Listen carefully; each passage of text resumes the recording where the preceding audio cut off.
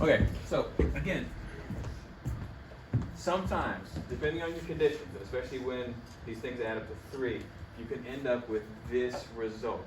So the question is, our system momenta, right, before and after the collision, it's not equal. So does that mean momentum is not conserved? If these numbers are right, is momentum conserved or not? It's not.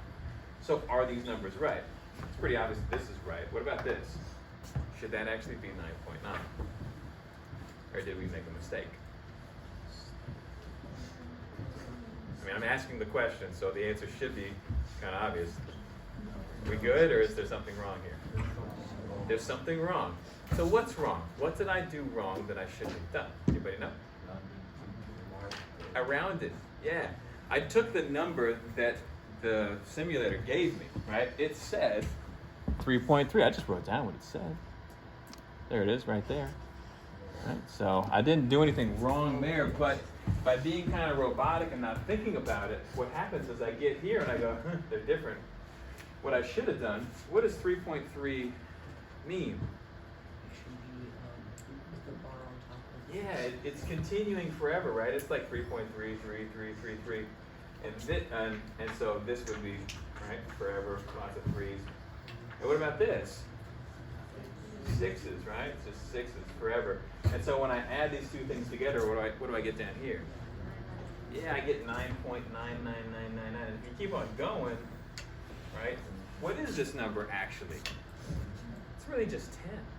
Right? It's the reason it's 9.999 is because we don't have a perfect way of writing 1/3, right, or 3 1/3, and 3 2/3 in decimal form, right? So we just always get this thing that's not quite 10.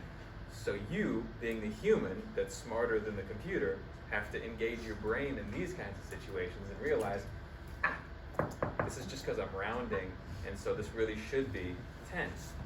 And if we think about it that way, now we see that the momentum before and after the collision is the same, which means it's conserved, right? And so that tells us something. This is the information that you have to use to support or refute, right? It's like to not support your claim. And then over here, if I want to do change in momentum, well, what's the change to go from 10 to 3.33333? What is it?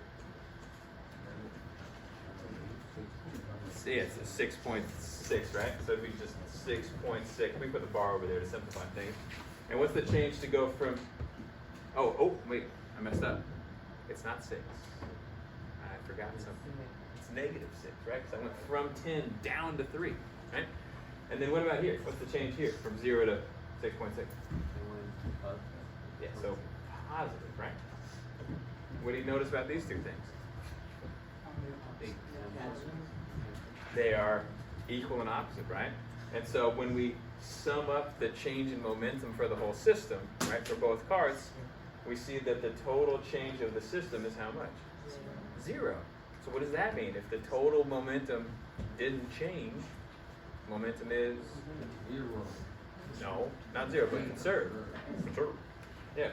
Right. So it's conserved. So that's what that tells you. So now you have to write that in words and explain basically what I said. All right? Okay. Cool. You got a couple minutes left.